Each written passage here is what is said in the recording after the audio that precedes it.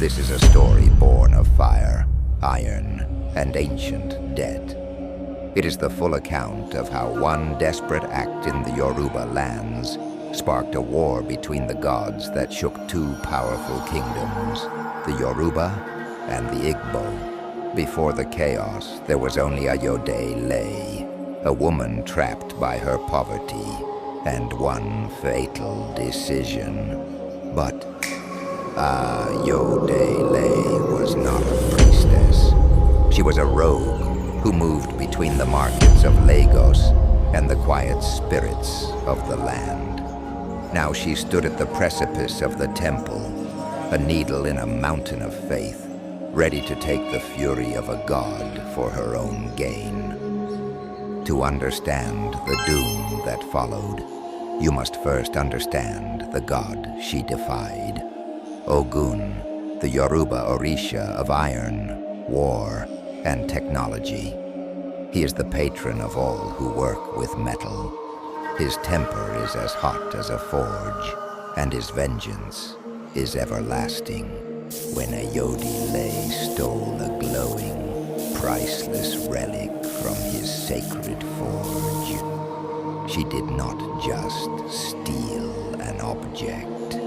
She insulted the foundation of his power, sealing a fate no mortal could outrun. The woman, Ayodele, stood beneath the wrath of the God of Iron. The scar he left on the land was a molten wasteland of spikes and twisted metal. It followed her every shadow, turning the very air to smoke. Her panic drove her beyond the boundaries of the Yoruba lands, deep into the great, vibrant forest of the Igbo people. It was in that humid forest that she found an archway, shrouded in white mist and the cool sound of flowing water.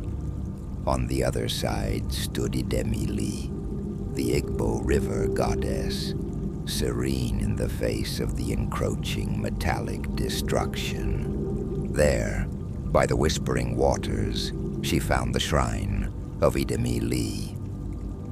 But the sight of this new, terrifying power only intensified her fear.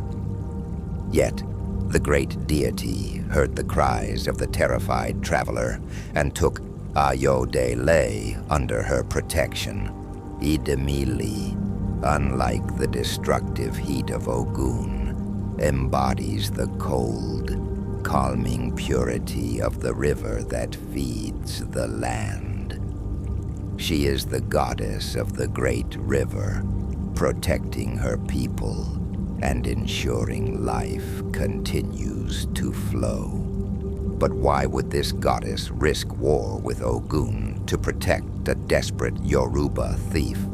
She saw in Ayodele not a criminal, but a catalyst, a mortal who carried a unique divine debt that could only be paid through a higher power. With a terrifying calm, Idemili offered the impossible: protection. The power of Idemili flowed through Ayodele like a freezing current, the blue energy burning away the last of the fear Ogun's wrath had left. The goddess had not just saved her. She had imbued her with a shield of divine water and spirit. Ayodele walked away whole, smiling, believing the debt was finally settled. But Ogun is the god of iron, and iron is forever. His vengeance did not forget. It returned as a fiery metallic hand that seized Ayodele from the air. The debt of the gods is never settled in coin or gold. It is settled in flesh and consequence. Ayodele, despite her divine shield, was just a pawn. She was dragged back across the boundaries and bound in the deepest pit of Ogun's iron temple. She was trapped, not for stealing, but for allowing a piece of Ogun's power to touch the hands of a rival god.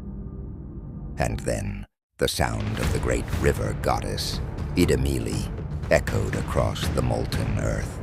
A blue fury, a flash of righteous rage that shook the mountains. She would not allow her new champion to be held. The two deities stood poised for a clash that had been simmering for centuries. Ogun, the unyielding heat of the forge, met the unshakable cold of the river. The metal shrieked against the water's fury, the world itself trembling under the force of their divine war. It was swift, devastating, and final. The battle was over. The chains vanished. Ayodele walked free, but the war had left its permanent mark on her soul. She was changed, no longer just a thief, but a solitary traveler carrying the invisible scars of a divine debt. The tale of Ayodele is a lesson that echoes across the lands. The price of stealing from a god is never just the theft. It is the consequence that endures forever. A warning to all, never bargain with the gods, for even when the battle is won, the consequences endure.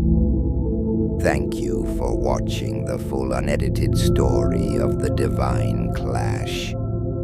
If you want more epic stories like this, remember to like and subscribe, and tell us in the comments what Nigerian deity we should explore next.